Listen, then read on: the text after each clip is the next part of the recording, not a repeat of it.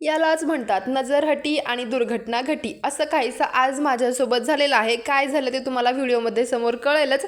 त्याच्या अगोदर इथे मी मुलांच्या टिफिनसाठी बनवली होती छान अशी शेपूची भाजी आणि पोळ्या. आता माझ्या पिल्लूंना शेपूची भाजी अजिबात आवडत नाही, पण मला वाटते त्यांनी सगळ्या गोष्टी खायला पाहिजेत, म्हणून अशा मी त्यांना कधी कधी न आवडणाऱ्याही गोष्टी खायला घालते. नंतर इथे बघू शकता छान अशी या पिल्लांची तयारी झाली.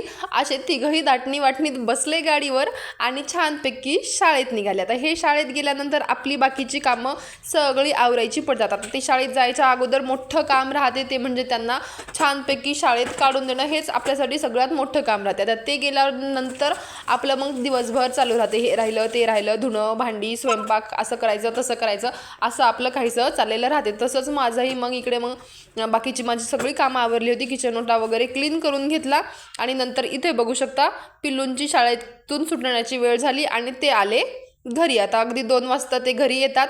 नंतर इथे बघू शकता आज माझ्या नक्षूला काय झालं काय माहिती, आज सगळ्यांसोबत त्याला फुगडी खेळायची होती.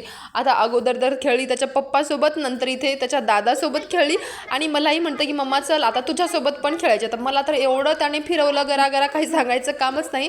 अगदी मी 2 मिनटं शांत बसलेच आणि तरीही म्हणतो की चल मम्मा अजून खेळायची अजून खेळायची. त्याला म्हटलं नको बाबा आता बस झाली. नंतर इथे बघू शकता छान असं मी आप्यासाठी भिजू घातलं होतं. रव्याचं इन्स्टंट आप्पे बनवायचं रव्याचं बॅटर छान भिजू घातलं होतं इथे मी. आता आज हे स्पेशल डिमांड माझ्या भावासाठी होती, आता नाही माझ्या पिल्लूसाठी. आता पिल्लूंनाही होते म्हटलं आणि त्यालाही होत्याच. माझा भाऊ आला होता, मग त्याच्यासाठी छान असे इन्स्टंट आप्पे बनवायला घेतले रव्याचे. आता याची रेसिपी पाहिजे असेल तर मला कमेंटमध्ये नक्की सांगा. आता आप्पे टाकले आणि त्याला बोलत बसले, तर हा काही असा पराक्रम होऊन बसला होता.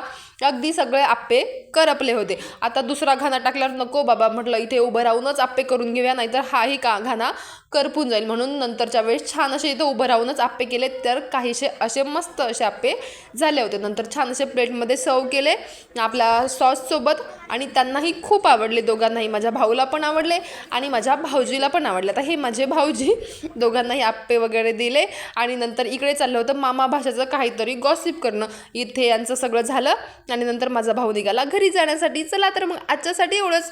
भेटूया नेक्स्ट व्हिडिओमध्ये. व्हिडिओ आवडला असेल तर लाईक शेअर सबस्क्राईब करा. Bye bye.